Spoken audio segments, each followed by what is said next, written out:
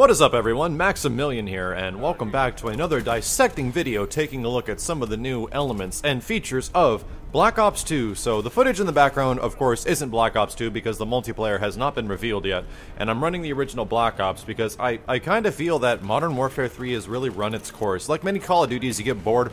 Not really fast, but over the course of the first 6 months or so of the game being out, it kind of runs dry, and I'm not getting much enjoyment out of Modern Warfare 3, and I'm liking going back to the older games like Modern Warfare 2, COD 4, World at War, and Black Ops even more. So what you're going to see is a little bit of footage of Black Ops in the background, but we're going to talk about some of the new images that were recently released for Black Ops 2. Now, some of these were leaked out, and there's some pretty substantial information that can be dissected from this.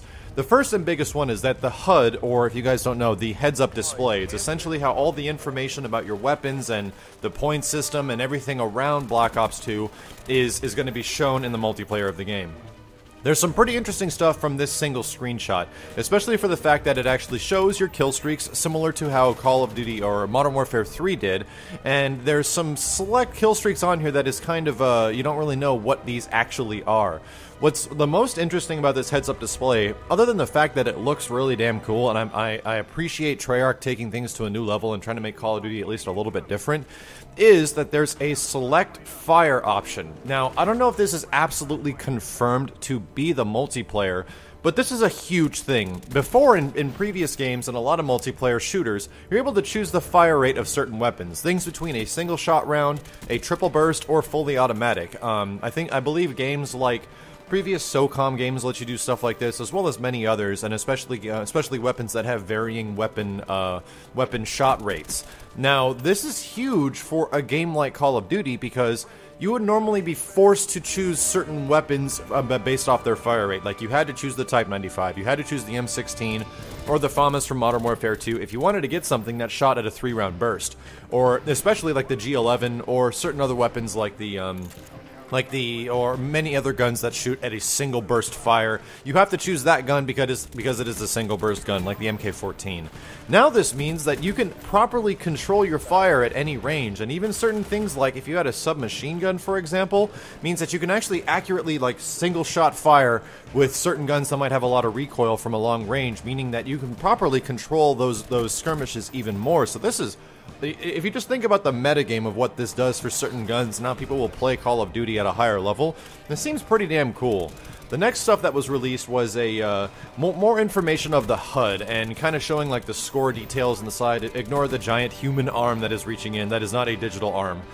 Just giving you kind of a better example of where some of the displays are. If you look in the top left, there is the mini-map showing the full map of the current area, so this is most likely a complete multiplayer function. We didn't see the entire screen of the one before that had the select fire rate, so it's kind of hard to say if that is going to be in the Black Ops 2 multiplayer.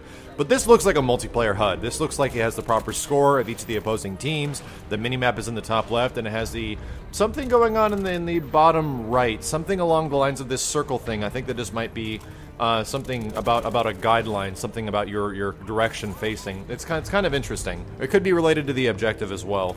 What I don't see is the listing of your kill streaks, so who knows exactly what's going on here. But the HUD is revamped. It looks a lot different than previous Call of Duties, which is a very good thing.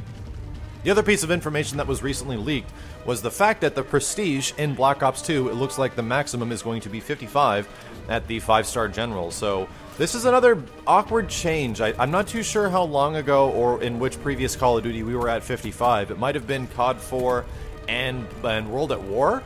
But nonetheless, as you guys probably know, I don't think the actual time spent getting from level 1 to level 55 is going to be any different than going from level 1 to level 70 in later Call of Duties. Usually they spread it out and they just make the weapons that you unlock spread out across many more of the levels and the experience as well. So usually if it took you 2 days in-game to get through a full Prestige, there's a fairly good chance it's going to take you 2 days in this one to get to level 55 as well. So some fairly interesting stuff. Got a small glimpse of what Black Ops 2 could look like in the multiplayer.